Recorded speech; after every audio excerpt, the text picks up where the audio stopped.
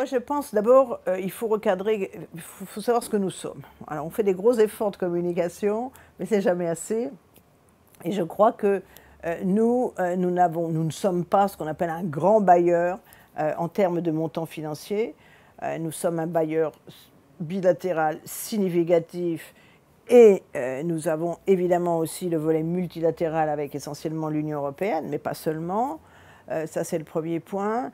Mais peut-être ce qui fait la différence de la coopération française, c'est qu'on est dans une coopération qui met très en avant les ressources humaines, les hommes et les femmes. Ensuite, on a un bloc, je puis dire un bloc de coopération, qui est celui que conduit l'Agence française de développement, qui est l'opérateur principal de l'aide au développement française, qui, elle, intervient toujours en partenariat avec l'État, dans des programmes qui sont montés avec les administrations, qui visent tous, quel que soit le domaine, la consolidation et le renforcement des administrations et l'appui à la confection de politiques publiques. Bon, ça c'est un point, avec une volonté plus nette aujourd'hui de travailler aussi dans le cadre de la réforme de l'État, hein, c'est-à-dire l'appui à la création d'une fonction publique plus performante, et puis des points d'affectation où nous travaillons aussi avec d'autres partenaires, le ministère des Finances, la Cour des comptes, et puis, comme j'ai dit, la formation avec l'École nationale d'administration française, par exemple. Bon, ça, c'est un deuxième point. Donc là, on est dans le registre, si je puis dire, des relations institutionnelles.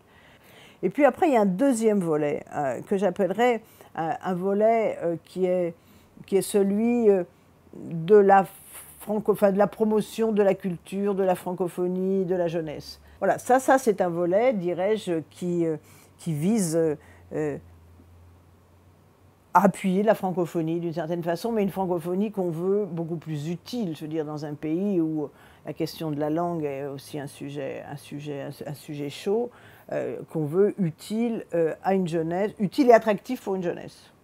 Ça, c'est le deuxième point. Et alors là-dessus se greffent d'autres acteurs qui jouent leur partition, mais en cohérence avec nous.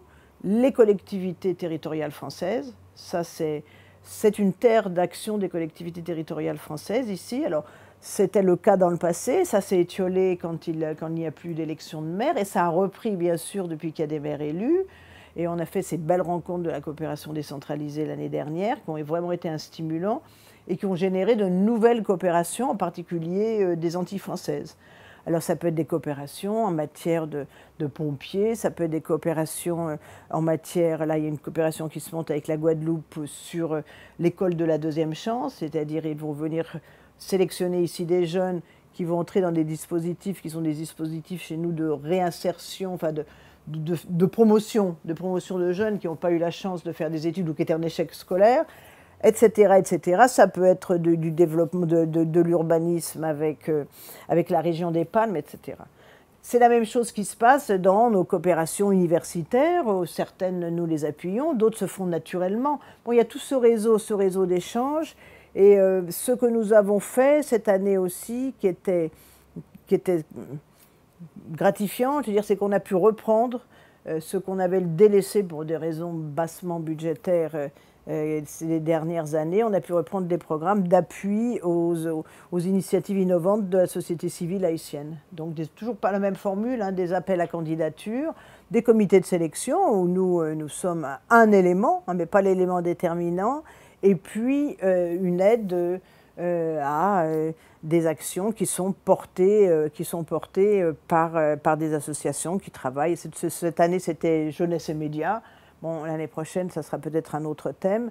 Mais nous y tenons, ce sont des choses avec des petites sommes d'argent, je veux dire, qui participent justement de la création de ces liens, pardon, et de passerelles, si vous voulez, entre acteurs qui travaillent souvent de façon un peu isolée et qui ont besoin de communiquer dans des domaines de compétences qui ne sont pas forcément identiques.